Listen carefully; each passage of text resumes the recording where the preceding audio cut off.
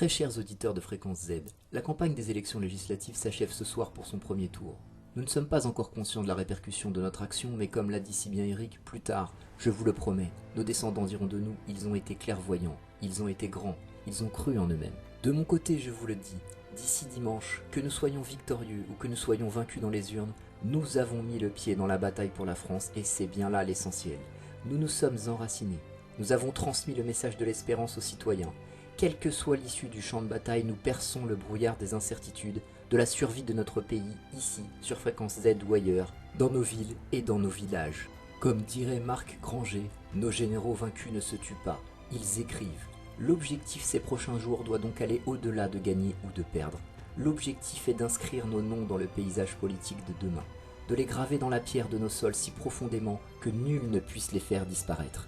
Alors dans quelques jours, quel que soit le nombre de députés que nous porterons à l'Assemblée nationale, il en va de notre honneur d'amener au-delà notre projet pour continuer la France. Je vous le demande ici avec gravité, mes chers auditeurs, de continuer à oser, à convaincre, à nous élever, à sortir de l'ombre pour accompagner à travers le feu nos 550 candidats et notre futur président Éric Zemmour.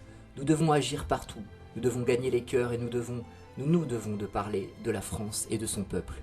Nous devons de parler de ces paysages que nous aimons, de son identité que nous voulons conserver pour nos enfants, de son art de vivre qui s'est transmis depuis 1000 ans et qui doit demeurer encore 1000 ans. Cet édito est donc un cri, celui du simple enseigne sur le pont d'Arcole, fidèle à son général, celui du piquier sur le champ de Marignane, témoin de l'adoubement de François Ier, celui du fantassin accompagné par le soleil impérial à la bataille des 3 empereurs. Cet édito est un appel à chacun d'entre vous ici.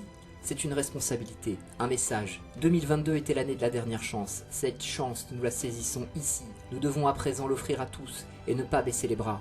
Nous seuls pouvons décider.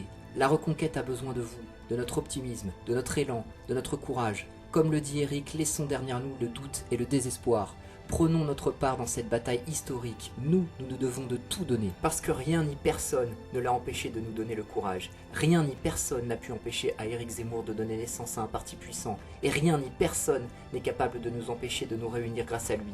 Rien ni personne ne peut nous empêcher de le suivre dans le chemin de la reconquête. Alors ce soir et tous les jours à venir, gravez-le fort en vous. Soyez chacun les meilleurs ambassadeurs d'Éric Zemmour pour la France.